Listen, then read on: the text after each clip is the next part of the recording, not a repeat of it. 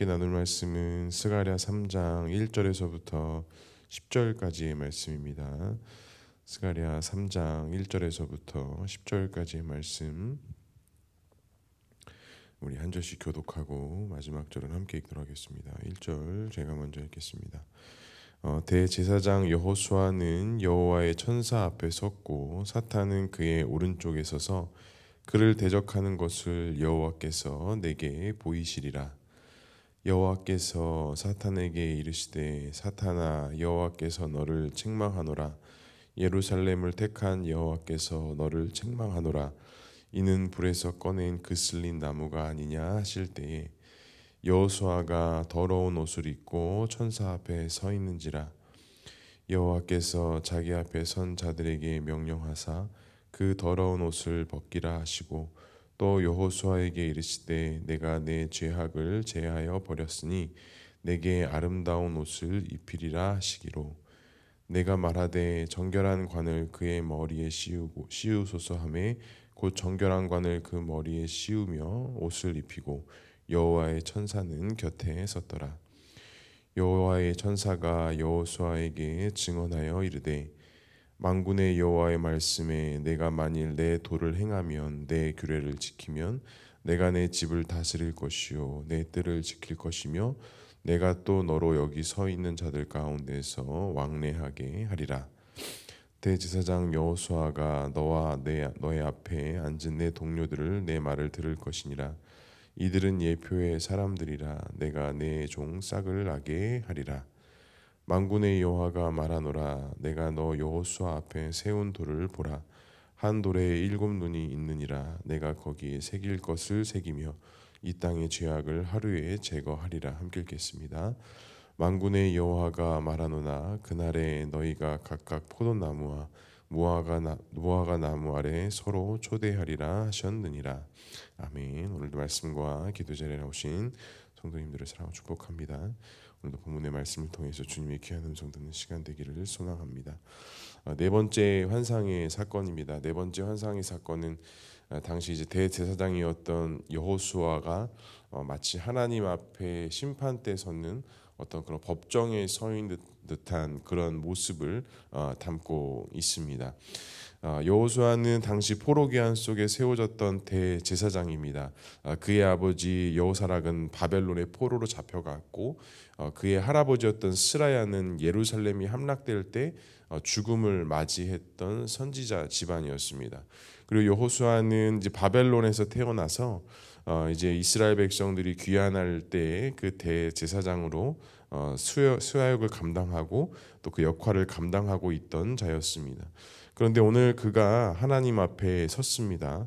사단이 있고 또 여호수아가 있고 또 주의 천사가 이렇게 하고 있는 가운데 여호와께서 이제 사탄에게 책망을 하시죠. 너가 이스라엘 백성들을 꾀를 넘기고 그를 포로로 이끌었던 여러 가지 책임 문제에 대해서 이야기를 합니다.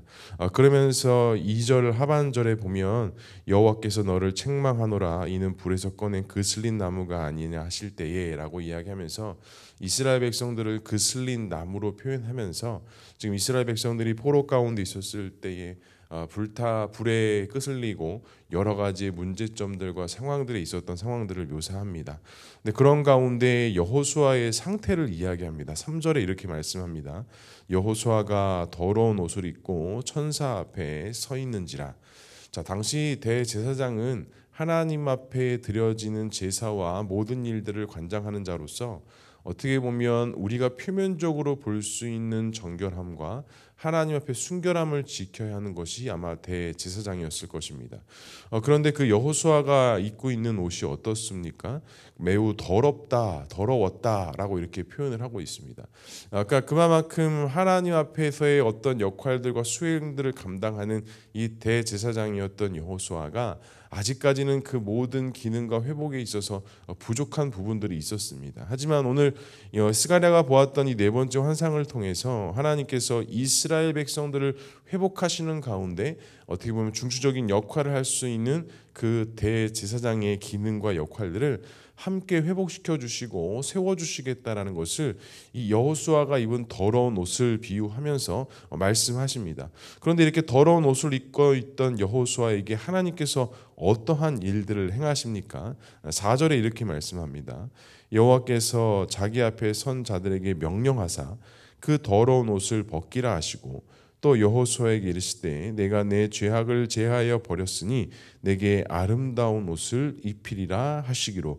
여기서 두 가지의 중요한 것들이 있습니다. 첫 번째는 더러운 옷을 벗기신다라는 말씀이시고, 또 한 가지는 내 죄악을 제거하여 버렸으니 내게 아름다운 옷을 뭐 하시겠다고 말씀하십니까? 입히시겠다라고 말씀하십니다. 그러니까 다시 말하자면 지금 이스라엘 백성들이 포로 생활 가운데 있었던 또 그 원인과 그 과정, 그 결과들을 보게 되면 결국에는 이 제사장의 부패와 더러움, 그 기능의 역할들을 하지 못했을 때에 하나님의 심판과 진노가 있었다라는 것을 알 수 있습니다.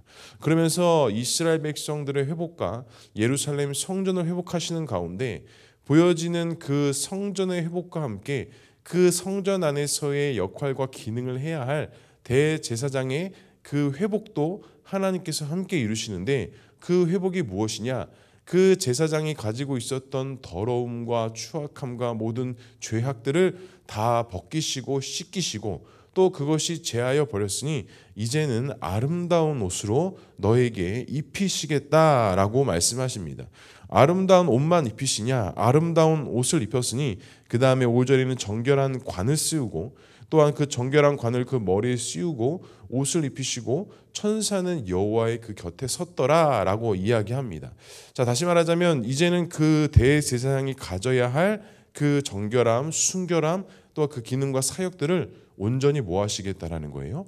회복시키시겠다라는 겁니다.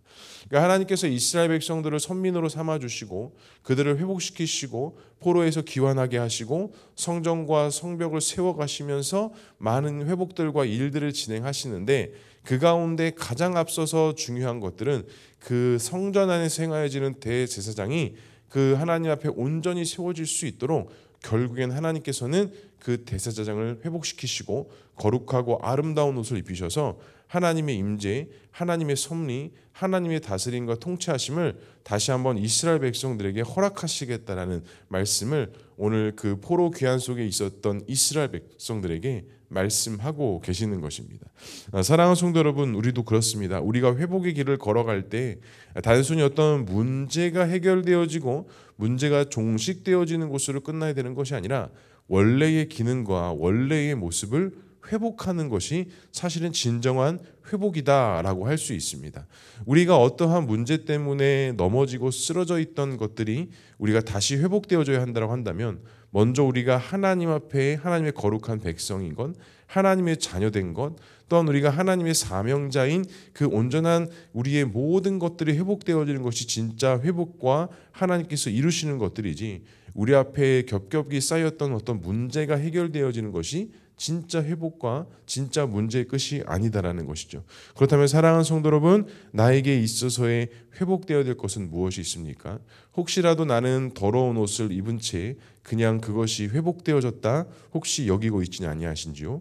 오늘 이 말씀을 통해서 다시 한번 결단하고 순종할 것은 우리의 더러운 옷을 우리가 벗고 우리가 주 앞에 믿음으로 나아갔을 때 하나님께서 우리에게 아름다운 옷을 입히시고, 또한 그 아름다운 옷으로 말미암아 천사가 곁에 서면서 하나님께서 우리를 통해서 행하시고 이루실 일들을 결국에는 이루어 가신다라는 사실입니다. 오늘 하루도 그 하나님 붙잡고 믿음으로 나아가는 저와 우리 모두가 될 수 있기를 주님의 이름으로 간절히 축복합니다.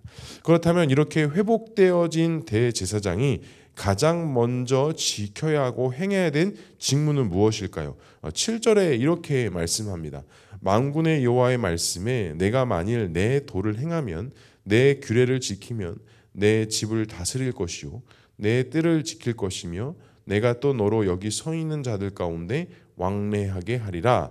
많은 것을 말씀하시지 않습니다. 언제나 하나님은 이스라엘 백성들뿐만이 아니라 모든 자들에게 말씀하시는 것은 내 말씀에 순종하고 내 도를 지키고 이 모든 것들을 행하면 너가 형통할 것이다, 너가 다스릴 것이다. 특별히 오늘 여호수아 대제사장에는 무엇을 말씀하십니까? 내 집을 다스릴 것이다, 내 뜰을 지킬 것이다, 너희가 서로 왕래하게 될 것이다.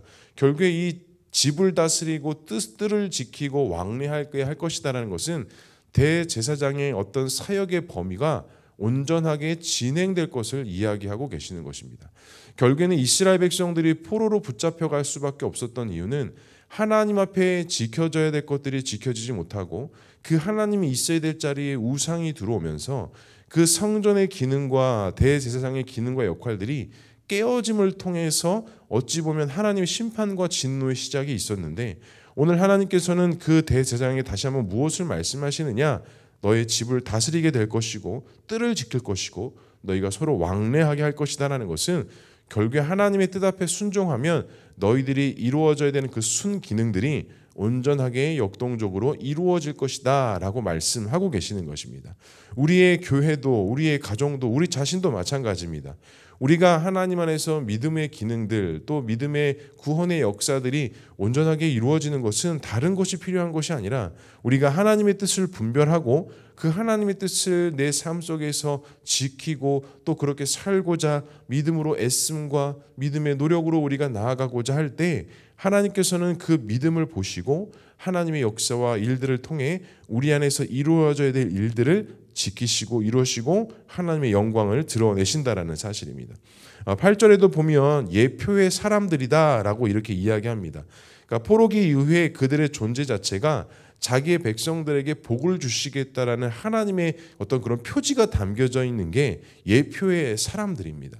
그러니까 하나님께서는 지금 이스라엘 백성들을 회복하실 뿐만이 아니라 그 대제사장들과 그의 모든 기능과 역할들을 다 제 자리로 돌려 놓으시겠다라는 하나님의 그 의지가 담겨져 있는 것이죠. 그러니까 미래적인 그 종의 싹을 통해서 더 큰 복과 더 큰 은혜를 주실 것을 약속하고 계시는 것입니다. 그렇다면 그 결과적인 회복이 무엇이냐? 10절에 이렇게 말씀합니다. 일단 9절 하반절에 이 땅의 죄악을 하루 만에 제거하실 것이고, 10절에는 만군의 여호와가 말하노라 그날에 너희가 각각 포도나무와 무화과 나무 아래서 서로 초대하리라 하셨느니라 라고 말씀합니다. 제가 자주 말씀드렸지만 포도나무와 무화과 나무는 이스라엘 백성들의 어떤 하나님의 복되심의 상징입니다. 그래서 포도나무나 무화과 나무가 과실을 맺지 못하면 하나님의 은혜와 축복이 단절을 이야기하고, 포도나무와 무화과 나무의 풍성함이 있다라는 것은 하나님의 그만큼 은혜와 축복이 이스라엘 백성들 가운데 충만하게 있다라는 것을 상징합니다. 그런데 그 결과가 무엇이냐? 포도나무와 무화과 나무 안에서 너희가 서로 초대하게 될 것이다, 서로 함께하게 될 것이다 라고 이야기하면서 결국엔 하나님께서 미래적으로 이스라엘 백성들을 이루시고 세워가시는 그 은혜와 역사가 있을 것이다 라는 그 약속의 말씀을 이스라엘 백성들에게 주시는 것이죠. 다시 한번 하나님께서 왜 이런 희망의 말씀을 주십니까? 우리가 1장의 말씀에 나눴던 것처럼 이 포로기 안에서 했던 사람들이 예루살렘 성전을 세워가는 여러 가지 상황 속에 이 바벨론으로부터 여러 가지 작용들이 작용되어져서 그것 가운데 걸림돌이 많이 생겼습니다. 그러니 그들의 마음이 매우 불안하고 초조한 가운데 있었는데 하나님께서는 다시 한번 그들에게 말씀하시면서 내가 너희들의 성벽이 될 것이고 너희들의 보호와 인도자가 될 것이라서 내가 너희들에게 다시 한번 그 회복의 은혜, 또한 성전과 이 땅의 회복뿐만이 아니라 그 대제사장의 역할과 기능들이 회복되어지면서 온전한 하나님의 언약 공동체로서 언약 백성으로서 살아갈 수 있는 은혜를 주신다라는 그 약속의 말씀을 주시고 계시다라는 것이죠. 성도 여러분, 우리들에게도 주님은 동일하게 말씀하십니다. 우리를 하나님의 자녀 삼아 주셨고 하나님의 사명자로 삼아 주셨다면 우리의 먹고 마시는 것, 우리가 나아가야 될 모든 믿음의 방향들이 그 하나님 손안에 달려 있고 하나님의 회복하심의 은혜 가운데 약속으로 주어졌다는 것. 하지만 그 약속이 이루어지고 언약이 진행되어지기 위해서는 무엇이 필요하냐? 우리는 하나님 앞에 죄악을 벗어버리고 이제는 하나님의 뜻을 분별하여서 하나님의 뜻을 지키며 나아갈 때, 곧 구원받은 백성으로서 믿음 있는 자로 살아갈 때 하나님의 은혜와 축복이 우리의 삶 속에 흘러넘쳐나기를 시작한다라는 것입니다. 성도 여러분, 오늘 하루도 귀한 믿음의 삶을 통해 하나님의 뜻을 옳게 분별하고, 분별하는 것으로 끝나는 것이 아니라 그 분별을 통해서 순종까지 이어질 수 있는, 그래서 열매가 맺어지는 귀하고 복된 하루의 삶이 될 수 있기를 주님의 이름으로 간절히 축복합니다. 기도하겠습니다. 사랑과 은혜가 충만하신 하나님 아버지, 하나님께서 우리를 하나님의 자녀 삼아 주시고 오늘 하루도 귀하고 복된 삶을 시작할 수 있는 귀한 은혜 주시니 주님 감사합니다. 오늘도 우리가 다른 것을 따라가고 다른 것을 생각하며 다른 것을 의지하는 것이 아니라 나에게 생명 되어 주시고 주인 되어 주신 하나님만을 바라보게 하셔서 그의 뜻을 온전히 분별하게 하시고 또한 그 분별을 통해 순종하고 결단할 수 있는 귀한 믿음들을 주셔서 오늘도 하나님께서 인도하시고 회복하심의 은혜가 있게 하시고 하나님께서 허락하시는 풍성함의 은혜가 흘러넘쳐날 수 있는 귀하고 복된 하루가 될 수 있도록 주님 역사하여 주시옵소서. 우리 교회와 우리 공동체, 우리 지체들 한 명 한 명 주님께서 붙잡아 주시고 우리의 가정들이 다시 한번 믿음으로 일어나게 하시고 하나님께서 회복하시고 이루어 가시는 귀한 은혜가 있을 수 있도록 주님 역사하여 주시옵소서. 오늘도 많은 기도의 제목 가지고 함께 나와 기도하며 나아갑니다. 기도하며 간구할 때에 주님의 뜻을 듣게 하시고 말씀을 통해 주님의 뜻을 분별하게 하시고 오늘도 주의 말씀 앞에 기도하며 나아갈 때 하나님께서 응답하시며 회복하심의 은혜가 그 기도의 제목과 기도의 시간을 통해 나타날 수 있도록 주님 인도하여 주시옵소서. 하나님께서 함께 하실 것을 믿사오며 이 모든 말씀 예수 그리스도의 이름으로 기도합니다. 아멘.